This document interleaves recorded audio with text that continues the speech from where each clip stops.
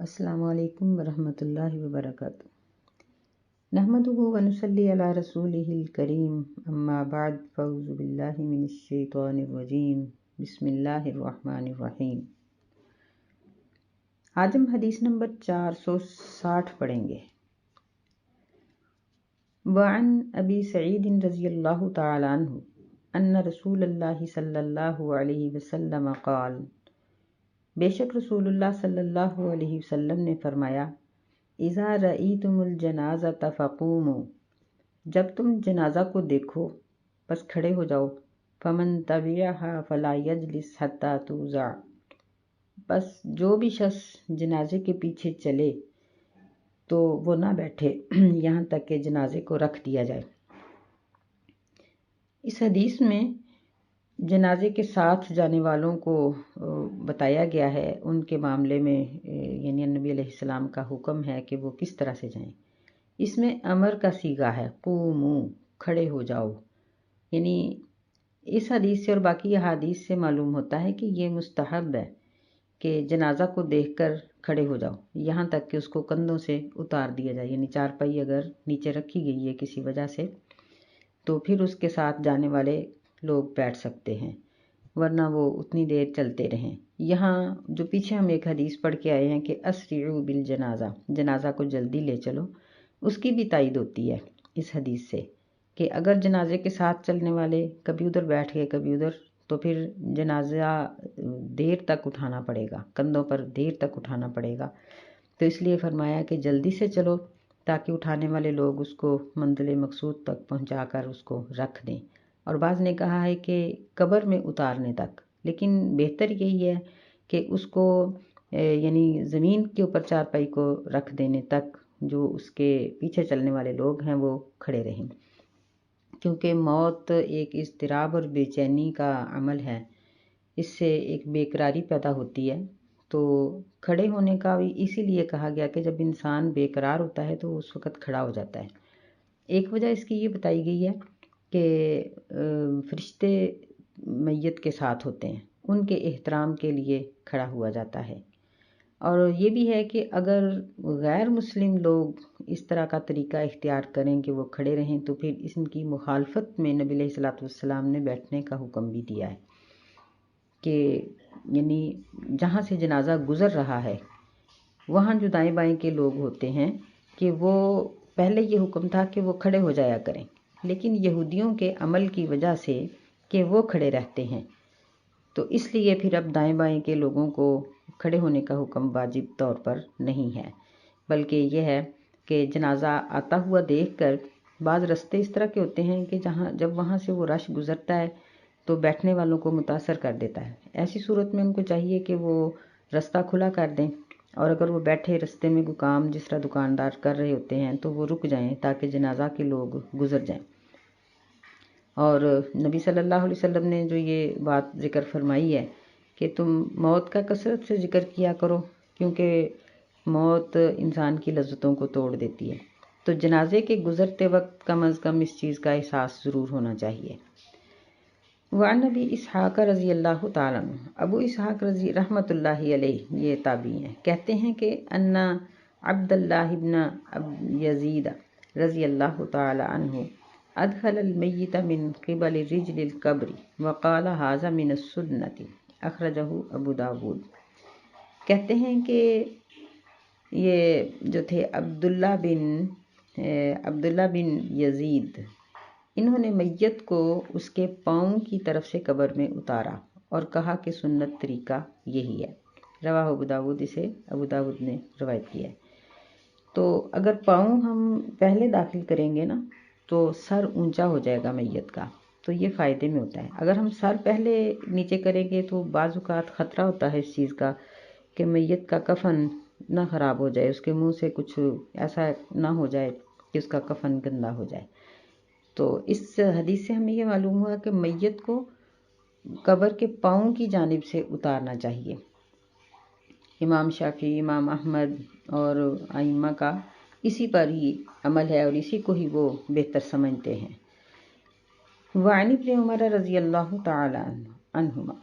ابن عمر رضی اللہ تعالی عنہما سے روایت ہے، عن النبی صلی اللہ علیہ وسلم قال، وہ نبی صلی اللہ علیہ وسلم سے روایت کرتے ہیں کہ آپ نے فرمایا، اذا وضعتم موتاکم فی القبور، جب تم اپنے مردوں کو قبر میں رکھو، فقولوا بسم اللہ وعلی ملت رسول اللہ، تو اس وقت یہ دعا پڑھو کہ ہم اللہ کے نام کے ساتھ اس کو رکھتے ہیں اور نبی صلی اللہ علیہ وسلم کے مذہب پر، یعنی مرنے والا جو ہے وہ نبی علیہ السلام کا متبع ہے۔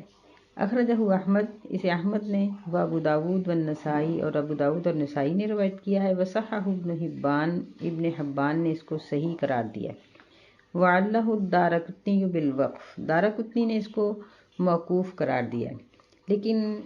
بعض دوسری یعنی مستدرک اور بعض دوسری اسناد سے اس کو تقویت ملتی ہے اور یہ حسن درجے کی حدیث ہے، اور یہی بہتر ہے کہ یہ دعا پڑھنی چاہیے۔ وعن عائشہ رضی اللہ تعالی عنہ، سیدہ عائشہ رضی اللہ تعالی عنہ سے روایت ہے، ان رسول اللہ صلی اللہ علیہ وسلم قال، کہ بے شک رسول اللہ صلی اللہ علیہ وسلم نے فرمایا، کسر عظم المیت کا کسرہ حیا، کہ مردہ کی ہڈی کو توڑنا زندہ کی ہڈی کو توڑنے کے برابر ہے۔ رواہ ابو داود، اسے ابو داود نے روایت کیا ہے، بِإِسْنَادٍ علی شرط مسلم، یعنی اس کی جو سند ہے وہ امام مسلم کی شرط پر ہے۔ وزاد ابن ماجہ، ابن ماجہ نے یہ الفاظ زیادہ کیے ہیں، من حدیث ام سلمہ رضی اللہ تعالیٰ عنہ کی روایت سے، کہ فی الاسم، یعنی گناہ میں برابر ہے۔ تو ظاہر بات ہے کہ ہمارا ایمان ہے اس بات پر کہ مردہ انسان کو تکلیف نہیں ہوتی۔ اگر ہم اس تکلیف کو مانیں تو پھر یعنی شہداء کے بارے میں یہ بہت تکلیف دہ عمل ہے کہ بعض اوقات شہداء کو جب دشمن کے ہاتھوں میں ان کی لاشیں آ جاتی ہیں تو ان کے میتوں کے ساتھ وہ بہت بدسلوکی کرتے ہیں۔ تو نبی علیہ السلام کی حدیث سے یہی چیز ثابت ہے کہ مردہ کو جب انسان فوت ہو جاتا ہے پھر اس کے جسم کو کچھ بھی کیا جائے اس کو احساس نہیں ہوتا، لیکن صرف یہ مسلمان میت کا عزت اور احترام ہے، احترام کا سبق ملتا ہے۔ اسی احترام کی وجہ سے میت کو ننگا کر کے غسل دینے سے بھی منع کیا گیا ہے، اور اس کی یعنی عزت کا خیال رکھنا اور اس کا احترام کرنا، اس کا ہمیں حکم دیا گیا ہے۔ تو اس لحاظ سے جو لوگ اپنے بارے میں یہ وصیت کر جاتے ہیں کہ ہمارے مرنے کے بعد ہمارے اعضاء نکال لیے جائیں اور دوسروں کو ہبہ کر دیے جائیں، یہ غلط ہے، یہ ٹھیک نہیں ہے۔ اگرچہ میت کو درد تو نہیں ہوتی لیکن اس کے عزت اور احترام کے خلاف ہے۔ یہ جسم سارا اللہ تعالیٰ کی امانت ہے اور ہمیں اس چیز کی اجازت نہیں دی گئی کہ ہم اس کو فروخت کر دیں یا اس کو بانٹ دیں، نہیں۔ اگرچہ مرنے والے کے اعضاء سے بعض اوقات زندہ لوگوں کو فائدہ پہنچتا ہے، لیکن شرعاً یہ چیز جائز نہیں ہے کہ کوئی مرنے والا خود وصیت کر جائے کہ میرے مرنے کے بعد میری آنکھیں نکال لیں یا میری ہڈیاں نکال لیں، یا یعنی اب تو آج کل تو بہت دور تک بات پہنچی ہوئی ہے کہ بہت سے اعضاء میت کے بعض لوگ نکال لیتے ہیں کہ وہ صرف کھال کے اندر کچھ تھوڑا گوشت ہی بچتا ہے جس کو وہ دفن کرتے ہیں، تو یہ غلط ہے۔ دوسرا یہ ہے کہ میت کا یعنی اس کی سرجری اور اس کا پوسٹ مارٹم، اس سے حتی الامکان بچنا چاہیے۔ جہاں تک بھی ممکن ہو میت کا پوسٹ مارٹم نہ کروایا جائے۔ ہاں اگر کوئی تنازع کی صورت ہے تو ایسی صورت میں پھر پوسٹ مارٹم کی اجازت ملتی ہے، ورنہ نہیں۔ اور پھر یہاں ایک بات یہ بھی یاد رکھنے کی ہے کہ بعض لوگ جب دوسرے ملکوں سے میت منگواتے ہیں تو یہاں بھی میت کی بہت بے حرمتی کی جاتی ہے کہ اس کی یعنی اس کی آنکھیں، اس کا ناک اور اس کا منہ، کان، یعنی اخراج کے تمام راستے سلائی کر دیے جاتے ہیں، اور پھر ان کے اوپر کوئی ایسا کیمیکل لگایا جاتا ہے جس کی وجہ سے ہوا نہ اندر جا سکتی ہے نہ اندر سے باہر آتی ہے۔ پھر اس سے پہلے یعنی یہ سب کچھ کرنے، ممی کرنے سے پہلے میت کا پورا خون نچوڑ لیا جاتا ہے۔ بعض ایسے طریقے ہیں جن سے یعنی اس کو ہیٹ دے کے یا کسی طریقے سے اس کا سارا خون نکال لیا جاتا ہے اور اس کے خون کی جگہ پر کیمیکل بھر دیا جاتا ہے تاکہ وہ میت کئی دن تک اس کا گوشت خراب نہ ہو، باسی نہ ہو۔ تو یہ انتہائی برا عمل ہے۔ ایسا کرنے سے بچنا چاہیے۔ ویسے بھی نبی علیہ الصلوۃ والسلام کی حدیث کے مطابق یہی چیز بہتر معلوم ہوتی ہے کہ جہاں بھی کوئی فوت ہو اس کو وہیں دفن کر دیا جائے، اس کو واپس اپنے ملک میں نہ بلایا جائے۔ اس طرح ایک تو خرچ بھی بہت زیادہ اٹھ جاتا ہے، دوسرا میت کی بے حرمتی بھی بہت ہوتی ہے۔ اللہ تعالیٰ ہمیں ایسی مجبوریوں سے اور ایسی پریشانیوں سے بچائے، اور اللہ ہمیں توفیق دے کہ ہم حدیث پر عمل کریں اور اللہ اور اس کے رسول صلی اللہ علیہ وسلم کے احکامات کو زندگی میں بھی اور مرنے والے کے اوپر بھی جاری کریں۔ آمین۔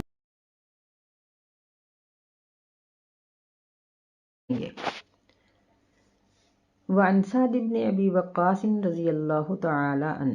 سیدنا سعد بن ابی وقاص رضی اللہ تعالی عنہ سے مروی ہے، قال، انہوں نے کہا، الحدوا لی لحدا وانصبوا علی اللبن نصبا، کہ میرے لیے لحد تیار کرنا، اچھی طرح سے لحد بنانا، وانصبوا، اور میرے اوپر لگا دینا یا نصب کر دینا، چن دینا بھی اس کو کہتے ہیں، کچی اینٹیں۔ لبن کہتے ہیں گارے کی اینٹ کو، جب اس کو پکا لیا جائے تو پھر اسے آجر کہتے ہیں۔ تو انہوں نے یہ وصیت کی کہ میرے قبر میں لحد بنانا اور کچی اینٹیں لگانا، کما سنی ابی رسول اللہ صلی اللہ علیہ وسلم، جس طرح نبی صلی اللہ علیہ وسلم کے ساتھ کیا گیا تھا۔ یہ قبر دو طرح سے بنتی ہے۔ ہمارے یہاں کچھ شاید زمین کا مسئلہ ہے، تو ہمارے یہاں اس طرح سے بنتی ہے کہ اوپر سے گڑھا چوڑا کھودا جاتا ہے، مثلا اگر وہ 4 فٹ چوڑا ہو اور 6 فٹ لمبا، تو کچھ گہرائی تک کھود کے پھر اس کو چوڑائی میں کم کر دیا جاتا ہے، یعنی 4 فٹ کی بجائے فرض کر لیں کہ 2.5 فٹ اندر سے کھود دیا جائے، تو دونوں طرف جو تقریباً فٹ کے یا اس سے کم کنارے سے بن جاتے ہیں نا، وہ جو نیچے گہرا گڑھا کھودا ہوتا ہے نا، اس میں میت کو رکھتے ہیں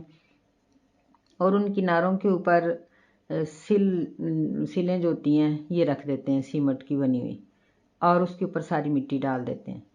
لحد یہ ہوتی ہے کہ سیدھا ہی گڑھا کھود کے تو قبلہ کی جانب اندر کی طرف گہرائی میں پھر اتنا سائڈ پہ گڑھا کھودا جاتا ہے کہ میت کو اس کے اندر ڈال کے تو آگے سے بند کر کے جو سیدھا گڑھا کھودا ہوتا ہے وہ سارے کا سارا ہی پر کر دیتے ہیں مٹی سے، اس کو لحد کہتے ہیں، اور ہمارے یہاں جو بنائی جاتی ہے اس کو شق کہتے ہیں۔ دونوں طرح سے ٹھیک ہے، کیونکہ ہمارے یہاں زمین کا مسئلہ ہے۔ نبی صلی اللہ علیہ وسلم کے لیے لحد بنائی گئی، تو سیدنا سعد بن نبی وقاص رضی اللہ تعالیٰ عنہ کو نبی علیہ السلام کی سنت سے اس قدر پیار تھا کہ انہوں نے کہا کہ میرے لیے بھی لحد بنائیں اور پھر میری قبر کو بند کرنے کے لیے کچی اینٹوں کا استعمال کریں، یعنی پکی اینٹیں نہ لگائیں، جیسا نبی علیہ السلام کے ساتھ کیا گیا ویسے ہی میرے ساتھ کیا جائے۔ رواہ مسلم، اسے مسلم نے روایت کیا ہے۔ وللبیہقی عن جابر رضی اللہ تعالی عنہ نحو، بہقی میں بھی جابر رضی اللہ تعالیٰ عنہ سے اسی طرح مروی ہے، وزادہ، اور انہوں نے یہ الفاظ زیادہ کیے ہیں، ورفع قبرہ عن الارض قدر شبر، کہ ان کی قبر زمین سے 1 بالشت اونچی کر دی گئی، یعنی تقریباً ½ فٹ بنے گی، یہ 1 گٹھ جسے کہتے ہیں نا، ہاتھ کھول کے پورا اتنی۔ وصححہ ابن حبان، سے ابن حبان نے صحیح کہا ہے۔ ولی مسلمین عنہ، اور مسلم میں انہی صحابی سے اسی سے روایت ہے، نہا رسول اللہ صلی اللہ علیہ وسلم ان یجسس القبر، کہ نبی صلی اللہ علیہ وسلم نے قبر پر پلستر یعنی پختہ پکی قبر بنانے سے منع کیا، وَأَن يُقْعَدَ عَلَيْهِ، اور اس بات سے بھی منع کیا کہ قبر پر بیٹھا جائے، وَأَن يُبْنَى عَلَيْهِ، اور اس پر عمارت بنائی جائے، یعنی قبر پر یا قبر کے آس پاس بیٹھ کر وہاں تلاوت کرنا، ذکر کرنا، دعا کرنا، یہ سب چیزیں منع ہیں، یعنی بیٹھنا ہی منع ہے۔ تو اس لیے جو لوگ قبر میں دفن کرنے کے بعد دعا کرتے ہیں یا بعد میں جائیں دعا کرنے کے لیے، تو ان کے لیے ضروری ہے کہ وہ اس بات کا خیال رکھیں کہ وہاں بیٹھیں نہیں بلکہ کھڑے ہو کر، کیونکہ بیٹھنے سے مشرکین کی ہو جاتی ہے مشابہت، تو کھڑے کھڑے دعا کریں اور آ جائیں، اور قبر میں دفن کرنے کے بعد بھی جو لوگ وہاں موجود ہوں وہ کھڑے دعا کریں، اور قبر کو پلستر بھی نہ کیا جائے اور اس کے اوپر کسی قسم کی عمارت یا کوئی اس طرح کی نشانی نہ لگائی جائے۔ یعنی اس حدیث سے ہمیں بہت سے مسائل حاصل ہوتے ہیں۔ ایک تو یہ ہے کہ قبر ایک بالشت سے زیادہ اونچی نہیں ہونی چاہیے۔ دوسرا یہ ہے کہ لحد شق کی نسبت زیادہ بہتر ہے، لیکن زمین کے لحاظ سے ہمارے یہاں نمی والی زمین ہے تو اس لیے لحد نہیں بناتے، تو کوئی حرج نہیں۔ تیسری بات یہ ہے کہ کچی اینٹیں اندر لگائی جائیں تو بہتر ہے۔ تو جو سائڈ پہ انہوں نے کنارے رکھے ہوتے ہیں وہ کچے ہی ہوتے ہیں، تو اس پر بھی عمل ہو جاتا ہے۔ پھر یہ کہ قبر کے اوپر کسی قسم کی عمارت تعمیر نہ کی جائے، اور اس کو پکا بنانا شرعی طور پر سختی سے منع ہے، بلکہ یہ یعنی حرام تک ہے۔ قبر کو پکا بنانا حرام ہے۔ اور پانچویں بات اس سے یہ معلوم ہوئی کہ قبر کو کوئی مخصوص شکل نہ دی جائے، مثلاً اوپر سے چورس کرنا یا اس کے اوپر کوئی اور، بلکہ نبی صلی اللہ علیہ وسلم کی قبر مبارک جو تھی وہ جس طرح کوہان ہوتی ہے اس طرح تھی، یعنی جس طرح ڈھیری سی ہم لمبی سی لگا دیتے ہیں، تو یہی ٹھیک ہے۔ اوپر سے برابر کرنا یا پلستر کرنا، یا بعض لوگ وہاں جانوروں کے لیے کولی بنا دیتے ہیں یا اس طرح کی چیزیں، یا پھر پھول ڈالتے ہیں یا اور خوشبوئیں چھڑکتے ہیں یا تختی لگاتے ہیں، تختی کے اوپر اس کا نام لکھتے ہیں کہ یہ آخری آرام گاہ، یہ ساری چیزیں منع ہیں۔ بندہ جب فوت ہو جاتا ہے تو بے نام ہو جاتا ہے، اس کا نام وہی ہے جو آخرت میں ہوگا۔ اگر نیک ہے تو اچھا نام ہے، اگر برا ہے تو پھر اس کے لیے تباہی ہے۔ تو دنیا میں جب وہ چلا گیا تو اب اس کے نام کی تختی لگانا یہ سب چیزیں شرعاً منع ہیں، حرام کی حد تک منع۔ وان عامر بن ربیعہ رضی اللہ عنہ، عامر بن ربیعہ رضی اللہ تعالیٰ عنہ روایت کرتے ہیں، ان النبی صلی اللہ علیہ وسلم صلی علی عثمان بن مظعون، نبی صلی اللہ علیہ وسلم نے بے شک عثمان بن مظعون پر نماز جنازہ پڑھی۔ وات القبر، آپ اس کی قبر کے پاس آئے، فحصا علیہ ثلاث حصیات وہو قائم، اور آپ نے 3 لپ یا 3 مٹھیاں بھر کے، یعنی دونوں ہاتھ جوڑ کے جو بنتا ہے لپ بھر کے اس پر مٹی کے ڈالے اور آپ کھڑے تھے۔ تو اس کو رواہ الدارقطنی سے دارقطنی نے روایت کیا۔ یعنی اس سے معلوم ہوتا ہے کہ قبر میں ڈالنے کے بعد جو لوگ وہاں موجود ہوں وہ سب اس سنت پر عمل کرتے ہوئے 3 لپ مٹی کے ڈالیں۔ یعنی اس سے انسان کو اپنی حیثیت کا اندازہ ہو جاتا ہے کہ میری کیا حیثیت ہے، کہ میرے مرنے کے بعد میرے اپنے عزیز میرے اوپر یوں ہی مٹی ڈال دیں گے، تو طبیعت میں رقت آتی ہے۔ یہ بڑے عظیم صحابی تھے اور مہاجرین میں سے یہ مدینہ میں آ کر سب سے پہلے انہوں نے وفات پائی۔ یہ بدری تھے، جنگ بدر میں حاضر ہوئے، اور نبی صلی اللہ علیہ وسلم نے ان کو بوسہ بھی دیا، اور تدفین سے فارغ ہونے کے بعد آپ نے فرمایا کہ یہ بہترین پیش رو ہے،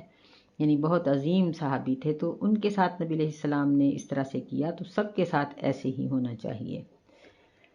وعن عثمان رضی اللہ تعالیٰ عنہ، سیدنا عثمان رضی اللہ تعالیٰ عنہ سے مروی ہے، قال کان رسول اللہ صلی اللہ علیہ وسلم اذا فرغ من دفن المیت، کہتے ہیں کہ جب نبی صلی اللہ علیہ وسلم کسی میت کو دفن کرنے سے فارغ ہوتے، وقف علیہ، تو آپ اس کی قبر پر کھڑے رہتے، وقال، اور آپ فرماتے کہ استغفروا لاخیکم واسألوا لہ التثبیت، اپنے بھائی کے لیے بخشش کی دعا کرو اور اس کے لیے ثابت قدمی کا سوال کرو کہ اللہ تعالیٰ اس کو ثابت قدم رکھے اور فرشتوں کے یہ اچھی طرح سے جواب دے دے۔ فإنہ الآن یسأل، بس بے شک اب اس سے سوال کیا جا رہا ہے۔ رواہ ابو داود و صححہ الحاکم، اسے ابو داود نے روایت کیا ہے اور حاکم نے اس حدیث کو صحیح کہا۔ یعنی اس حدیث سے یہ معلوم ہوتا ہے کہ قبر میں دفن ہوتے ہی باز پرس شروع ہو جاتی ہے، تو اس لیے تدفین کے بعد جو لوگ وہاں موجود ہوں وہ اس کے لیے لمبی دعا کریں، اور یعنی اس کے لیے ثابت قدمی کی اور بخشش کی دعا کریں، یہ 2 دعائیں کرنی چاہیے۔ تو یہاں بھی یعنی قبر کے اوپر اجتماعی دعا ہو سکتی ہے، لیکن گھر میں یا اگلے دن یا 10 دن بعد یا 6 مہینے بعد یا سال بعد کبھی بھی اجتماعی دعا کا ذکر نہیں آتا، یہ سنت سے ثابت نہیں ہے۔ یا اسی طرح سب کا مل کے کچھ پڑھنا پھر اس کو بخشنا، یہ چیزیں ثابت نہیں ہیں کہ ایک خاص مجلس بنائی جاتی ہے اور خاص انداز میں ان کو وہ گٹھلیوں پر پڑھا جاتا ہے یا تسبیح کے موتیوں پر پھر گنا جاتا ہے، اور پھر خاص طور پہ قرآن مجید پڑھے جاتے ہیں، یہ چیزیں نبی علیہ السلام سے ثابت نہیں ہیں۔ ورنہ نبی صلی اللہ علیہ وسلم اور آپ کے صحابہ جس قدر ذاکر تھے، ہم لوگ تو ہیں ہی نہیں۔ وہ لوگ تو پورے بڑے خلوص سے پڑھنے والے تھے، جبکہ ہم یہاں دیکھتے ہیں کہ جب مسجد سے طالب علم بلائے جاتے ہیں قرآن پڑھنے کے لیے تو وہ پڑھتے ہی نہیں ہیں، بلکہ وہ باتیں شاتیں کر کے تو کہہ دیتے ہیں کہ ہمارا پارہ مکمل ہو گیا، یا ہم محلوں میں بانٹ دیتے ہیں کہ جی یہ پارہ آپ پڑھیں، یہ پارہ آپ پڑھیں۔ یہ سب چیزیں غیر شرعی ہیں۔ تو مرنے والے کے بعد اس کی اولاد جتنا بھی نیک عمل کرے گی، اللہ تعالیٰ اس کو براہ راست پہنچائے گا۔ تو اپنے ماں باپ کی طرف سے، فوت ہونے والے اعزاء و قریبا کی طرف سے، اپنے دوستوں کی طرف سے، اپنے اساتذہ کی طرف سے صدقہ کیا جا سکتا ہے، چاہے چھوٹا سا ہو، کچھ بھی، یعنی اپنے کسی فوت شدہ استاد کے طرف سے۔ اور یہاں بھی یہ بات یاد رکھنی چاہیے کہ ہم لوگ کہتے ہیں کہ یہ میری امی کے نام کا ہے، یہ جوڑا میرے باپ کے نام کا ہے۔ نہیں، نام صرف اللہ کا ہوگا، یہ ان کی طرف سے ہے۔ اللہ تعالیٰ سے دعا ہے کہ اللہ ان کو اس کا اجر پہنچا دے، اس نیت کے ساتھ صدقہ کرنا چاہیے۔ وَأَن زَمُرَةَ بْنِ حَبِيبٍ، زمرہ بن حبیب یہ تابعین میں سے ایک ہیں، احد التابعین۔ قال كانوا يستحبون اذا سوي على الميت قبره وانصرف الناس عنه، وہ کہتے ہیں کہ صحابہ یہ بات پسند کرتے تھے کہ جب میت پر اس کی قبر کو برابر کر دیا جائے اور لوگ لوٹ کر چلے جائیں، این یقال عند قبرہ، تو اس کی قبر کے پاس یہ بات کہی جائے، یا فلاں، اے فلاں، یعنی اس میت کا نام لے کر، قل لا الہ الا اللہ، کہ تم لا الہ الا اللہ کہو، 3 مرتبہ یہ بات کہی جائے۔ اے فلاں، قل ربی اللہ، تم کہو کہ میرا رب اللہ ہے، و دینی الاسلام، اور میرا دین اسلام ہے، و نبی محمد، اور میرے نبی محمد صلی اللہ علیہ وسلم ہے۔ رواہ سعید بن منصور موقوفا، اس کو سعید بن منصور نے موقوف طور پر روایت کیا ہے، اور طبرانی میں اسی طرح کی حدیث ابو امامہ سے مرفوعاً لیکن لمبی وہ روایت کی گئی ہے۔ تو اس حدیث کے بارے میں محدثین کا یہ اتفاق ہے کہ یہ حدیث موضوع ہے، غلط ہے، یعنی یہ حدیث ہے ہی نہیں، یہ من گھڑت ہے۔ یعنی موضوع اس کو کہا جاتا ہے جو کسی نے خود ہی بات بنا کر نبی صلی اللہ علیہ وسلم پر لگا دی ہو، تو ایسا تو بہت بڑا ویسے ہی جرم ہے، تو پھر یہاں اس کو ضعیف بھی کہا گیا ہے۔ تو اکثر لوگ اس طرح کے عمل میں دھوکہ کھا جاتے ہیں اور اس طرح کے کام کرنے شروع کر دیتے ہیں، تو یہ بالکل غلط ہے، یہ ٹھیک نہیں ہے۔ میت کو دفن کرنے کے بعد میت کو مخاطب کر کے کوئی بھی بات کرنا، یہ کسی بھی صحیح روایت سے ثابت نہیں ہے۔ اور امام احمد سے جب اس کے بارے میں سوال کیا گیا، یعنی اہل شام نے امام احمد رحمۃ اللہ علیہ سے سوال کیا، تو انہوں نے کہا کہ میں نے یہ کام کسی کو بھی کرتے ہوئے نہیں دیکھا۔ تو یعنی یہ آج کل بھی بعض علماء اپنے آپ کو بڑا بنانے کے لیے اس طرح کے کام کرتے ہیں کہ وہ اپنے جو پیروکار ہوتے ہیں ان کو خوش کرنے کے لیے مرنے والے کے لیے اس طرح کے الفاظ کہتے ہیں، یا یعنی بڑی بڑی عجیب رسمیں ہیں۔ اس کے سر کے پاس کھڑے ہو کے اپنی پنجابی میں ایک جملہ سا بنا ہوتا ہے، اس کی تسبیح کرتے ہیں، یا لا الہ کی تسبیح کرتے ہیں، یا بہت سے عجیب انداز اپناتے ہیں۔ تو یہ سب ہی بدعات ہیں، ان تمام بدعات سے بچنا چاہیے تاکہ انسان مرنے کے بعد تو شرک سے اور بدعت سے بچ جائے۔ اپنے مردوں کے ساتھ ہماری یہی ہمدردی ہے کہ ہم ان کے ساتھ سارا سنت کے مطابق معاملہ کریں۔ تو اگر کسی کو معلوم نہیں ہے تو وہ ایسے وقت میں کسی جید عالم کے ساتھ یا کسی عالمہ کے ساتھ رابطہ کرے اور اس سے پوچھے کہ میں نے کیا کرنا ہے، تو اس کے مطابق اس کا کفن دفن سب کچھ کرنا چاہیے۔ اللہ تعالی ہمیں سنت پر عمل کرنے کی توفیق عطا فرمائے، آمین۔ السلام علیکم ورحمۃ اللہ وبرکاتہ۔